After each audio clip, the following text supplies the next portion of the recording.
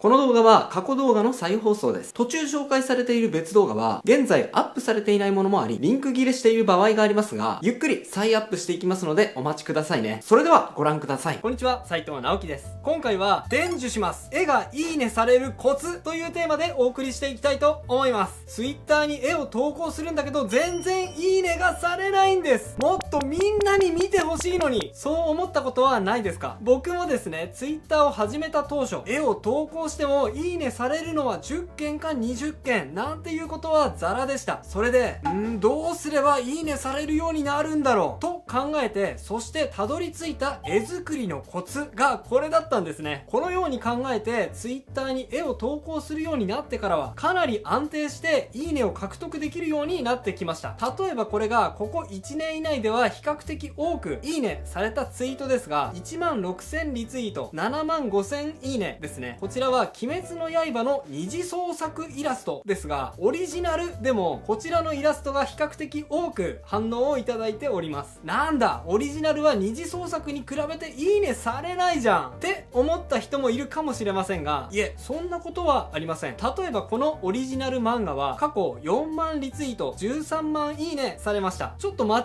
ってツイートを消してしまったので、数字の部分はスクショできなかったんですが、決してオリジナルだからといって今からお伝えする手法が使えないわけじゃありません。この動画を見ていただいて、今からお伝えする手法をものにしていただければ、あなたの描くイラストの魅力がぐんと上がって、どんどんいいねがされる。やばい、Twitter からの通知が止まんないんだけど、近々あなた自身がそんなインフルエンサーになってしまうかもしれません。それではもう早速結論言っちゃいますね。絵がいいねされる絵作りの考え方、それは見た人を A 地点から B 地点に連れていくという考え方、これです。何？どういうこと？って思いましたよね。焦らないでください。順番に噛み砕いてお伝えしていきます。今回お伝えする内容はちょっと複雑で難しいです。1回で理解できた人はむしろすごいです。もし途中でつまずいた箇所があったら、そこがあなたの弱点、いいねされない原因の一つかもしれません。その場合は何度もそこに戻って視聴していただくことで、より問題を解決するための糸口になると思いますので、ぜひゆっくり最後までお付き合いください。それでは早速行ってみましょ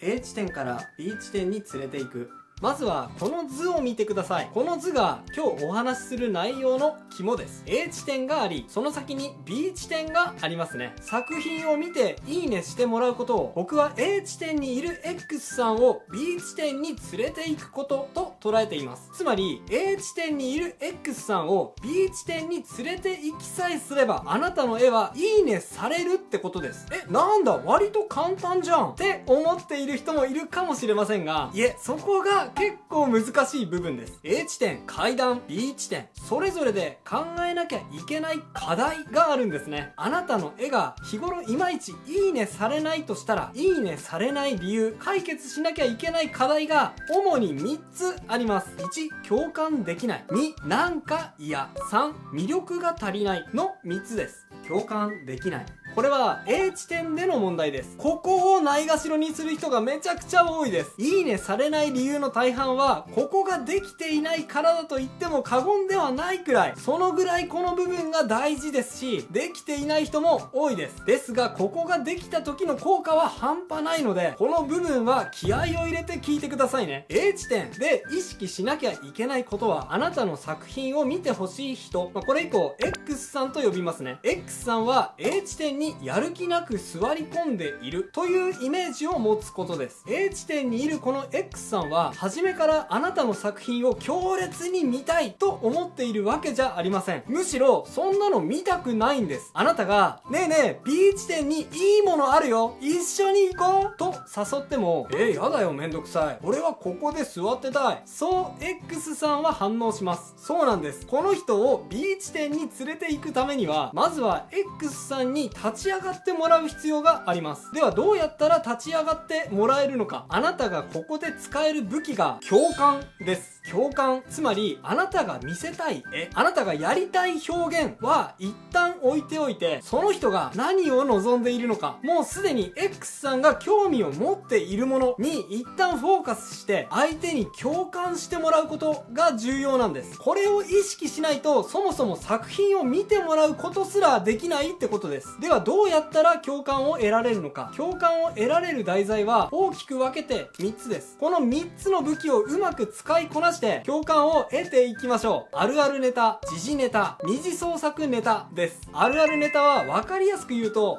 シチュエーションです。誰もが懐かしさを感じるシチュエーション、よくやっちゃう失敗のシチュエーション、キュンとする瞬間のシチュエーションなんていう風に、例えば郷愁を誘う田舎の風景なんかは懐かしさを誘うシチュエーションですね。具体的な作家さんを例に出すと、イラストレーターの兵庫之助さんは懐かしさで共感を集めるのがめちゃくちゃ巧みです。夏休みに子供たちが田舎の風景を虫取り網片手に走り回るイラストなんかは、思わず夏の空気を感じてしまい、見ている人が汗ばむくらいグッとくるものがあったりします。一方、人間がやってしまう愚かな行動なんかは失敗のシチュエーションですね。例えばアボガド6さんのイラストはこれで強く見ている人を引きつけています。一見残酷だったり少し怖いけど、ついつい見てしまって心をわしづかみにされてしまう、そんな魅力にあふれた作品です。ちなみに冒頭で紹介した僕のオリジナル漫画も失敗で共感を得ることができた作品の一例ですね。漫画はイラストよりも共感を得るためには有効な表現手法だったりします。漫画が描ける方は取り入れてみてもおすすめです。あとはキュンとするシチュエーション作りですね。これは頑張れ同期ちゃんのヨムさんがめちゃくちゃうまいと思います。ヨムさんの描くイラストにキュンキュンしてしまって続きが気になる、胸を締め付けられた方も多いんじゃないでしょうか。次に時事ネタですね。これについては特に説明は必要ないかもしれませんが、今社会に起こっていることや話題になっている人をネタにして共感を集めるパターンです。ただこれには旬のネタをその都度その都度取り上げていくっていう敏感なセンサーが必要なので、僕にはちょっと真似できないんですが、例えばイラストレーターのサットウさんは話題の人をネタにして肩幅がめちゃくちゃ広い独特な絵柄で共感を集めている作家さんです。ちょっとこれは自慢になっちゃうんですが、なんと先日僕もですね、サットウさんにこんな風に書いていただきました。嬉しい！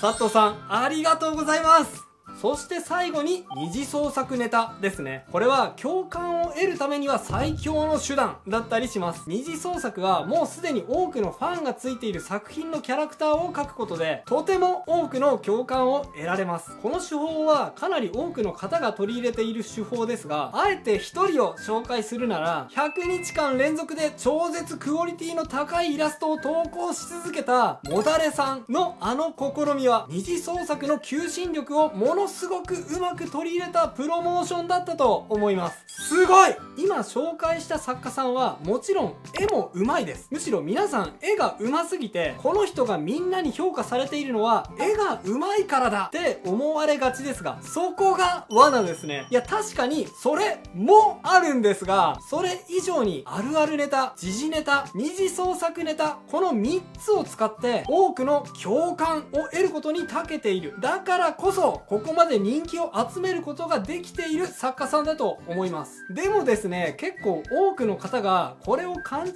してしまって、うまい絵や自分がしたい表現だけにこだわってしまう、共感をないがしろにしてしまうんですね。これ例えるなら A 地点に座り込んでいる X さんに対して B 地点からおーいこっち来なよーって雑に言っているようなものなんです。これではあなたの作品がいいねされないどころか見向きもしてもらえないですよね。まずは A 地点まであなたが行って X さんに対して共感を誘うこと、この工程が作品作りにおいては第一歩、何よりも重要なんです。なんか嫌。さあ、共感によって X さんになんとか立ち上がってもらいました。ねえねえ、こっちにすごく魅力的なものがあるんだよ。あなたは B 地点に X さんを連れて行こうとしています。ところがですね、B 地点に行き着くまでには段差があるんですよ。この段差があると X さんは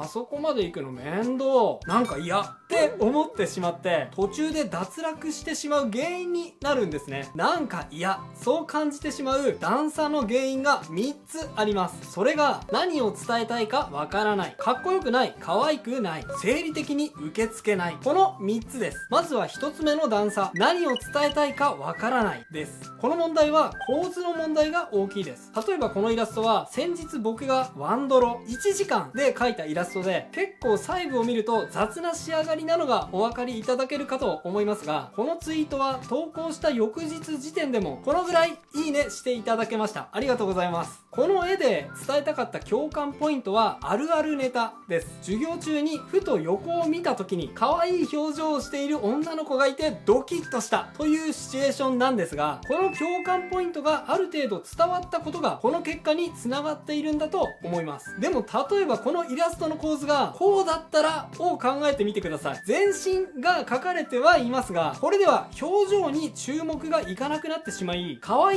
い表情にドキッとしたという共感ポイントが一気に分かりにくくなってしまったことがお分かりいただけるかと思います。このように何を伝えたいか分からないという段差を乗り越えてもらうためには、構図というスロープを段差に設置してあげる必要があります。絵の魅力的な部分に注目させて、伝えたいメッセージだけにフォーカスすること。段差の一つ目はこれでクリアできます。どういう構図が効果的かについては詳しく解説した動画、簡単強力魔法の構図があります。気になる方はこちらを参考にしてみるのもおすすめです。概要欄に URL を貼っておきます。次の段差はかっこよくない、可愛くないですね。この問題はポージングがうまくいっていない時に起きがちです。例えばちょっと大げさな例ですが、このようにただ正面を向いて立っているような絵、これでは仮に A 地点での共感が得られたとしても、ネタは良かったとしても、絵を見た瞬間かっこいい、可愛いと素直に思ってもらえずに段差でつまずいてしまいます。そのためにはポージング、かっこいい、可愛いと一瞬で思ってもらえるようにキャラクターのポージングを考える必要があります。ほら、このようにポージングをつけてあげると、棒立ちよりもそのキャラクターを見てどう感じればいいのかすぐに理解ができて、より作品に引き込まれると思います。もしこのポージングがうまくいかないという方は、こちらの動画、魅力的なポージングの描き方講座でより詳しく知っていただけると思います。参考にしてみてください。そして最後の段差は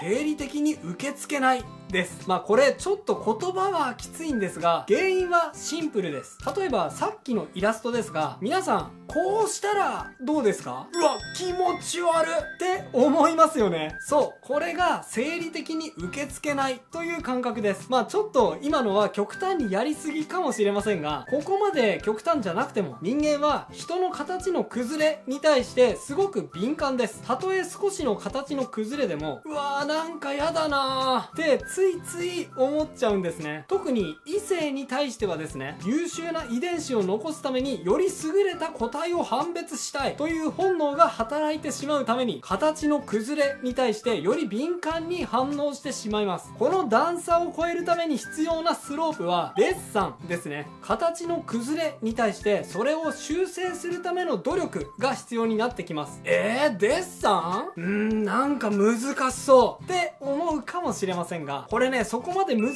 しく捉える必要はありません。何も鉛筆デッサンを一から勉強しようなんていうつもりはありませんし、する必要もありません。ここでやってほしいことは3つだけです。1つは左右反転です。このように画面を左右反転しながら描くことで、デッサンが崩れてしまっている部分に気づきやすくなります。そして2つ目は離れて見ること。ずっと画面から同じ距離で描いていると、どうしても客観性が失われてしまって違和感に気づきにくくなってしまいます。時々は席から立って画面を遠くから離れて眺めてみてください。そして3つ目は寝ることです。一旦寝て次の日に冷静な目で見ることで、より客観的でクリアな視点で作品を見ることができます。その状態で改めて作品を見て、あまり違和感を感じなければ、今の段階でクリアできるデッサンの課題は解決できているはずです。この3つのスロープに共通して言えることは、違和感を取り除くことと言えると思います。違和感を徹底的に取り除くことで、作品をすんなり受け入れやすいものにする。これが A 地点から B 地点に向かう途中にある段差を X さんに登ってもらうために、あなたがすべき努力と言えると思います。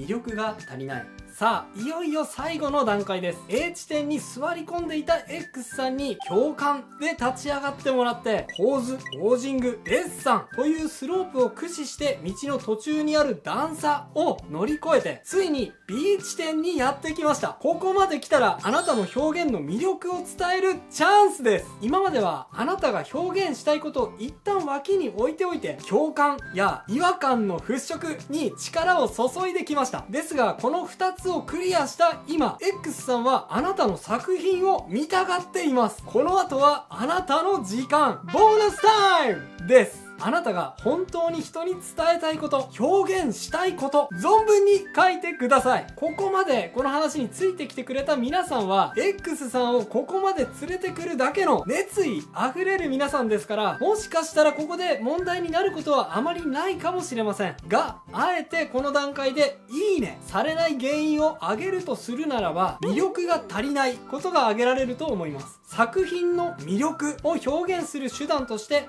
例えば3つ紹介します。絵を見て最初に目に飛び込んでくるのは内容ももちろんあると思いますが、色の情報が大きいですね。そこであなたのオリジナリティを強く発揮できれば大きな魅力につながります。色で周りの絵師さんと差別化して自分だけの魅力を発信できれば、それが大きな武器になります。例えばイラストレーターの植倉 X さんは色が魅力的な作家さんの一人だと思います。彼女の場合は絵を描く前に使う色を5色真っ先に決めてしまうというぐらい色を大事にしている方です。絵柄だけでなく、その色を見ただけで、あ、X さんの作品だと分からせてしまうパワー、魅力がありますね。そしてたくさん書き込むというのも魅力を表現する手段の一つですね。共感を得られていない状態でどれだけたくさんの量を書き込もうがあまり意味はありませんが、共感を得られた状態で圧倒的に書き込むことで作品の威力を2倍3倍に膨らませていくことができます。書き込み量によっては膨大な体力と、あとは時間が必要になってきますので、とても大変ではあるんですが、絵の魅力をアップするにはとても有効な手段です。例えばイラストレーターの藤チョコさんのイラストも圧倒的な書き込み量によって作品の威力を倍増させている一つの例だと思います。もう藤チョコさんの作品を目の前にしただけで、うわ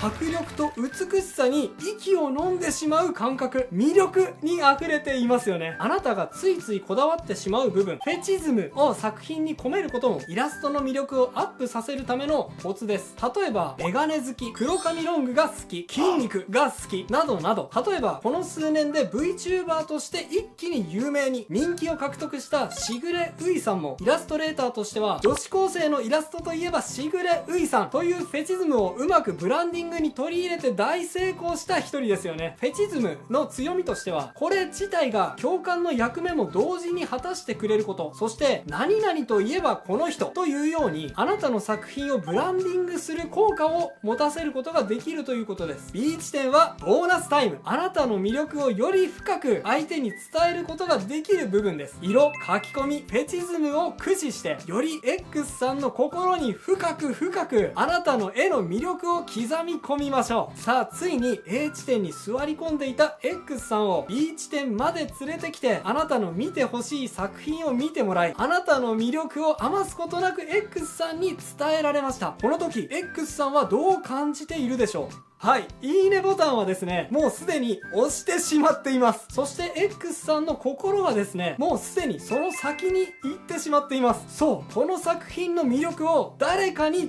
えたくなっちゃってるんですよ。B 地点に連れてこられた人はもうあなたの作品のファンです。ねえ、この作品すごく良くない？みんな見てよ！つまり、リツイートです。おめでとうございます。いいねを超えて、リツイート、どんどん拡散されてしまうってことです。今紹介した A 地点から B 地点へ、共感、違和感の払拭、魅力を伝える。この流れをきちっと踏んでいいねされた作品というのはめちゃくちゃ強いです。どう強いのか。それは、知り合いだから仕方なくいいねする。付き合いのいいねとはは明確に違うということです。この人は友達だからいいねしてあげようかな、お世話になってるからいいねしとこ。こういう人付き合いのいいねも確かに大切かもしれませんが、これだけでは数千数万のいいねにはなかなかつながりません。ですが共感を主体にした作品は違います。たとえ知り合いじゃなくても、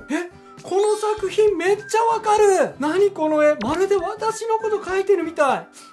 なんか泣けてきた。見る人の心をわしづかみにした結果、この作品もっと多くの人に見てほしい。多くの人の間にそんな共感の輪が生まれ、そしてどんどんその作品がリツイートされていってしまうんです。これができたらもう無敵です。もしかしたら今はあなたのフォロワーはまだ数十人数百人かもしれませんが、見た人を A 地点から B 地点に連れていく、この考え方をきちっと身につけることができれば、あなたが望もうが望むまいがあっという間に数千数万フォロワー、もしかしたらそれ以上のインフルエンサーにあなたはなってしまうかもしれません。うわー、通知が止まんね